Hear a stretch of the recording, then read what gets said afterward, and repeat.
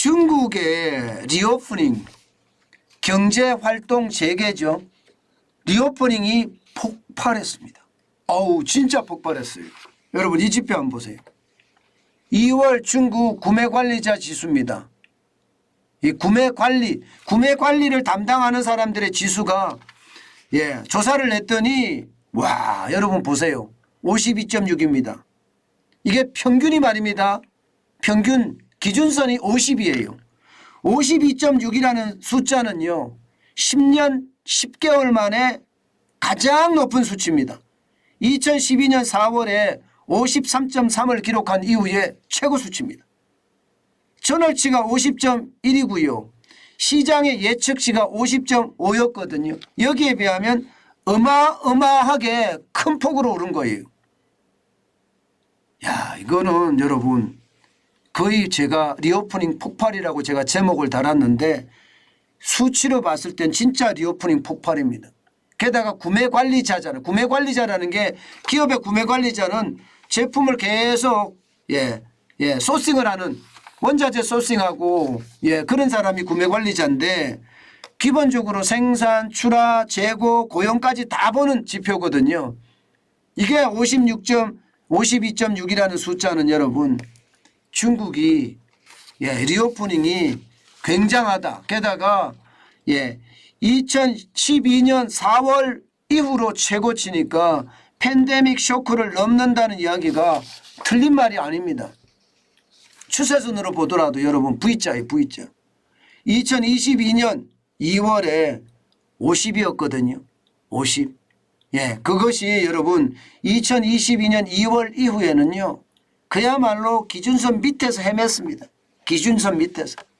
굉장히 어려웠거든요. 굉장히 어려웠습니다. 심지어 말입니다. 이게 얼마나 어려웠었나 하면 이게 이대로 가면 잘못하면 큰일 날 수도 있겠다. 중국이 세계의 공장인데 중국 때문에 세계 경제 성장률이 완전히 떨어질 수도 있겠다. 이런 예상을 했었거든요. 지난해 12월까지만 해도 47까지 떨어졌거든요. 그런데 이게 52.6이 되니까 이게 결국 중국의 리오프닝이 시장을 다시 한번 일으키겠구나. 이런 생각을 들게 할 수밖에 없습니다. 게다가 말입니다. 여러분 이 차이신이라는 게 있습니다.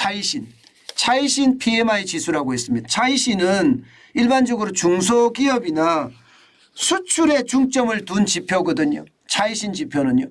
그런데 이 차이신 지표조차도 말입니다. 지금 상황이 굉장히 좋습니다. 2월에 차이신 제조 PMI 역시 51.6입니다. 시장의 예측치는 50.7이었는데 51.6이니까 중소기업도 좋고 수출도 전망이 밝다는 이야기예요. 전월치 대비해본 49.2에 대비하면 굉장히 빨리 올라왔습니다. 다시 말해서 이게 상황이 굉장히 좋아진다는 그런 이야기를 하고 있는 거죠. 어디 그뿐입니까 여러분? 이거 한번 보세요. 비제조 구매관리자 지수입니다.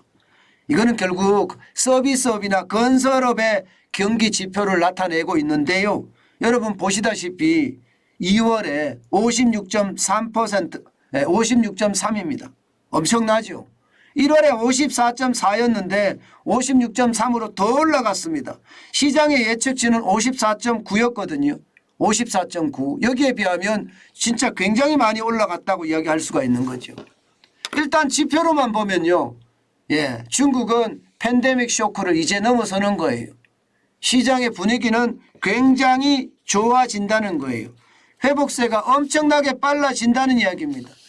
이렇게 되면 올해 성장률 전망치가 5.5%를 넘어서지 않겠느냐 뭐 이런 전망도 나오거든요. 이게 작년만 하더라도 3% 성장했는데 5.5% 성장을 하면 중국이 신난 거죠. 그러면 우리 수출도 어떻게 될까요? 우리 수출도 이게 나아질 수밖에 없습니다. 중국의 어떤 이 기술력이 더 앞서서 반제품을 더 많이 안 가져간다고 하더라도 가져가긴 가져갈 겁니다. 그러면 좋아질 거예요. 그래서 시장에서는요. 중국의 리오프닝을 굉장히 반기는 분위기입니다. 그런데 여러분 이 그런 데가 중요하잖아요. 그런데 이게 좋아지는 지표가 있는가 하면요. 나빠지는 지표도 많습니다. 물론 앞으로 좋아질지 모르겠지만 여러분 이거 한번 보세요. 위안 달러 환율 말입니다. 2월 28일 현재 6.948 위안입니다. 달러당. 위안화의 가치가 지금 떨어진다는 이야기죠. 위안화의 가치가. 위안화 환율이 올라간다는 이야기고요. 이게 작년 11월 1일에 7.3257까지 기록한 적도 있거든요.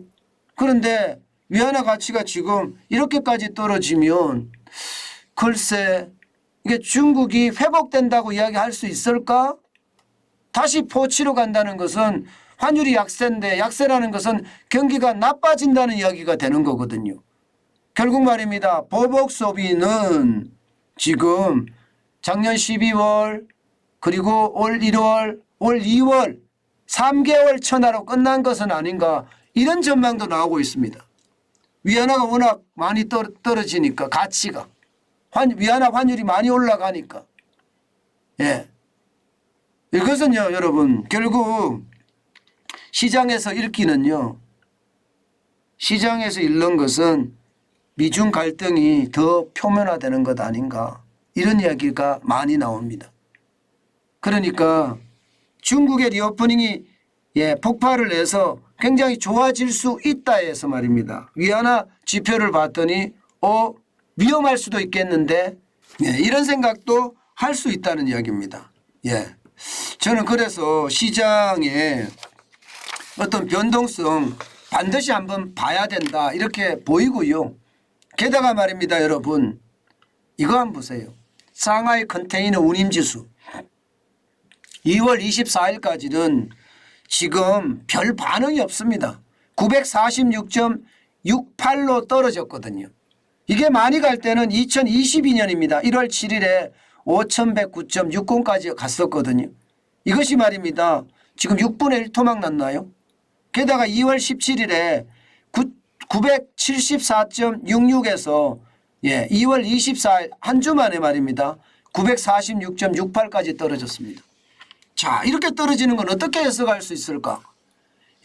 위안 달러 환율은 포치라고 해서 7위안에 점점 다가가고 상하이 컨테이너 운임 지수는 1000 아래로 떨어지고 있다. 그런데 계속 떨어지는 모양새다. 시간이 지나면 좋아질 거라는 사람들도 있지만 기본적으로는요. 중국이 수출보다는 내수에 더 신경 쓰는 것 아닌가 이런 예측을 많이 합니다. 실제로도 금리를 동결시켜 가면서 돈을 많이 풀잖아요. 이것은 내수에 신경 쓴다는 이야기가 되는 거거든요. 결국은 나라 돈으로 내수를 살려간다. 이럴 경우 우리 수출에도 그렇게 크게 말입니다. V자 회복이 될 만큼 크게 성장을 회복을 못할 것으로 보입니다. 지금 우리가 아주 지독하게 저는 보고 있는데요. 상황 자체를 보면 중국 경제는 분명히 리오프닝으로 폭발적으로 V자 반등이 있을 거다 하는 게 지표인데 실질적으로 위안화 환율을 보거나 혹은 세계 물동량을 보면 아직까지 냉골이다. 이렇게 해석할 수 있는 것. 저는 그렇게 해석을 하고 있습니다. 물론 다시 한번 말씀드리지만 시간이 지나면 좋아질 거예요. 워낙 경제 규모가 크니까 좋아지겠지만 아직은 아니다. 이 말씀 다시 한번 올리고요.